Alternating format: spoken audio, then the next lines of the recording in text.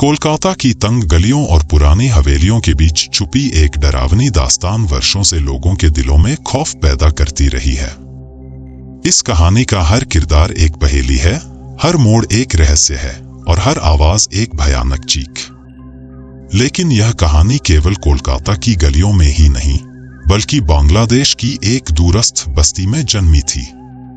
इस कहानी का आधार बांग्लादेशी शहर रंगपुर की एक गुमनाम महिला से जुड़ा हुआ है, जिसे रोती औरत के नाम से जाना जाता है।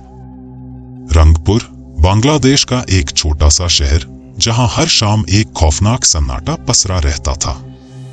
यहाँ के लोग एक अजीब सी दहशत में जीते थे।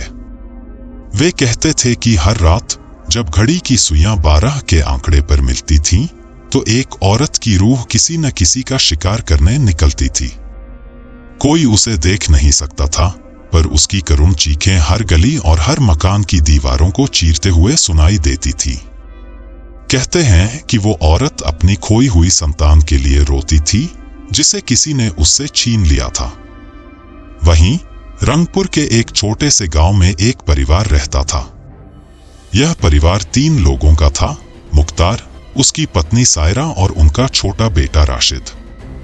मुख्तार एक साधारण किसान था, जो अपने छोटे से खेत में मेहनत करता था और अपनी पत्नी और बेटे के साथ एक सुखी जीवन व्यतीत करता था।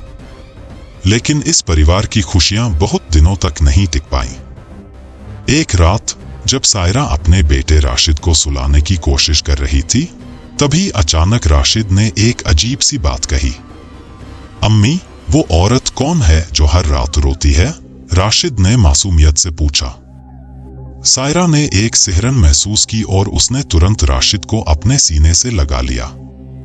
उसने सुना था कि बच्चे अक्सर रूहों को देख सकते हैं, जो बड़ों को दिखाई नहीं देती।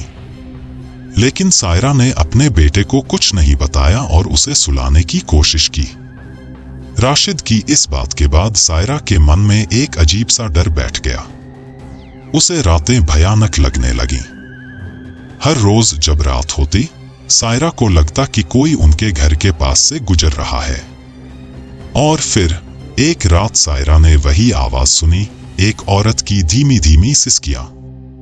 एक दिन मुख्तार अपने खेत में काम कर रहा था, जब सायरा ने देखा कि राशिद घर में नहीं है। उसने पूरे घर में उसकी तलाश की, लेकिन वह कहीं नहीं मिला। सायरा ने मुख्तार को बुलाया और दोनों ने पूरे गांव में उसे ढूंढा, लेकिन राशिद का कोई पता नहीं चला। गांव वालों का मानना था कि राशिद को उस रोती औरत ने पकड़ लिया है। कहते हैं कि वह औरत अपने खोए हुए बच्चे को ढूंढते हुए भटकती रहती थी और जब भी उसे कोई बच्चा दिखता तो वह उसे अपने साथ ले जाती थी। यह सुनकर सायरा और मुख्तार के पैरों तले जमीन खिसक गई। वे सोच भी नहीं सकते थे कि उनका बेटा अब उनके पास नहीं रहेगा। सायरा ने गांव के पुजारी से मदद मांगी, लेकिन पुजारी ने कहा कि वह कुछ नहीं कर सकता। यह औरत एक शापित आत्मा है, पुजारी ने कहा। इसे केवल वही शांति मिल सकती है जब इसे इसका खोया हुआ बच्चा मिल जाएगा।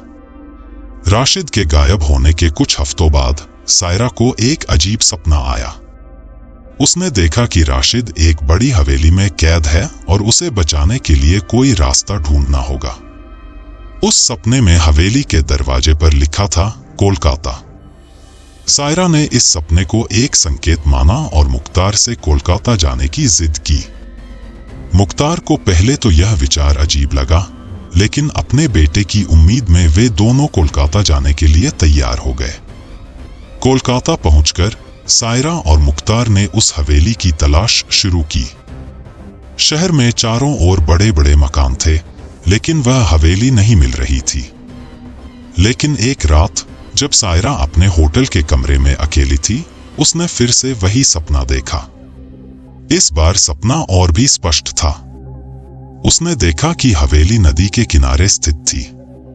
अगले दिन वे दोनों हुगली नदी के किनारे गए और आखिरकार उस हवेली को ढूंढ निकाला। हवेली पुरानी और खंडहर जैसी दिख रही थी। यह एक भयानक जगह थी, जहां जाने से किसी का भी दिल दहल जाए। लेकिन सायरा और मुख्तार के पास कोई और विकल्प नहीं था। सायरा और मुख्तार ने हिम्मत जुटाकर हवेली के अंदर कदम रखा। अंदर घुप अंधेरा था, केवल हवा की सरसराहट और चूहों की चूं-चूं सुनाई दे रही थी।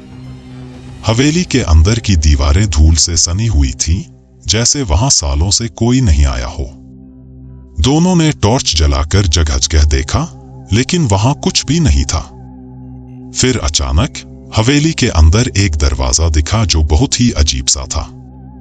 वह दरवाजा लकड़ी का था और उस पर पुराने बांग्ला में कुछ लिखा हुआ था, जिसका अर्थ वे समझ नहीं पाए।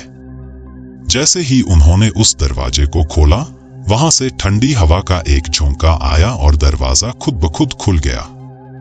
सायरा और मुख्तार ने देखा कि वह दरवाजा एक अंधेरी सुरंग में खुलता था। दोनों ने सुरंग में प्रवेश किया। सुरंग लंबी और डरावनी थी। जैसे जैसे वे आगे बढ़ते गए, उन्हें किसी के रोने की आवाज सुनाई देने लगी। यह वही रोने की आवाज थी जो सायरा ने पहले सुनी थी।